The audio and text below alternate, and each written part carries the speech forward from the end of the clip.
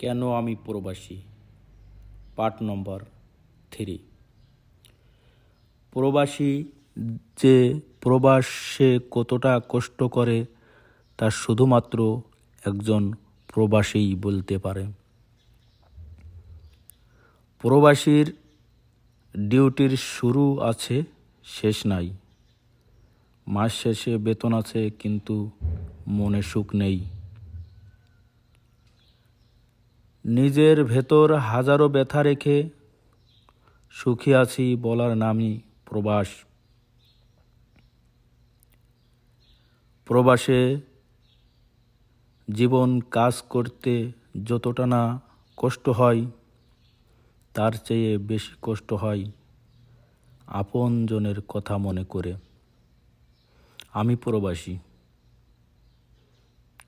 অভিনয়ের অপর নাম প্রবাস জীবন হওয়া উচিত, কারণ ভালো না থেকেও বলতে হয় ভালো আছি। আমি প্রবাসে এসেছি কেন?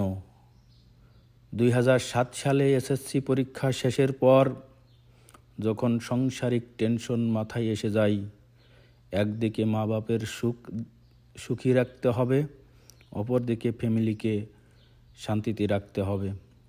ফ্যামিলির সুখ আর মা বাবার দিকে তাকিয়ে নিজের সুখকে বিসর্জন দেওয়ার নামই হচ্ছে প্রবাস। ঠিক আমার বেলায়ও এমনটাই হলো। আমি মা বাবা এবং ফ্যামিলির সুখের জন্য নিজের সুখকে বিসর্জন দিয়ে প্রবাসে দিলাম পারি। ইরাক শহরের বাগদাদে বিসমিয়া নিউ সিটি প্রজেক্ট নামে এক প্রজেক্টে কাজ করতে শুরু করি। সেখানকার ডিউটি চার দেওয়ালের মধ্যে জেলখানায় আবদ্ধ হওয়া যেমন একটা জীবন। শুরু হলো আমার জীবন সংগ্রাম প্রবাসের। চার দেওয়ালের মাঝে যত খাবারই দিক না কেন, যত মানুষই থাকুক না কেন, আমার কাছে মনে হতে শুরু হলো আমি আছি একটা জেলখানায়। কিন্তু মায়ের কাছে, বাবার কাছে একথা কখনো বলি নাই।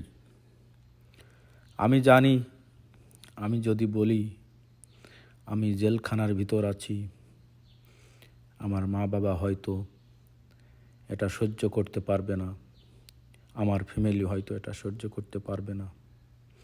এটা ভেবে আমি নিজের কষ্ট নিজের কাছে রেখে স্যালুট জানাই সব প্রবাসীকে। ভালো থাকুক সব প্রবাসী। ধন্যবাদ। পরবর্তী অন্য ভিডিওতে বাকি কথা বলা হবে। এভাবেই আমার জীবন কথা বলবো।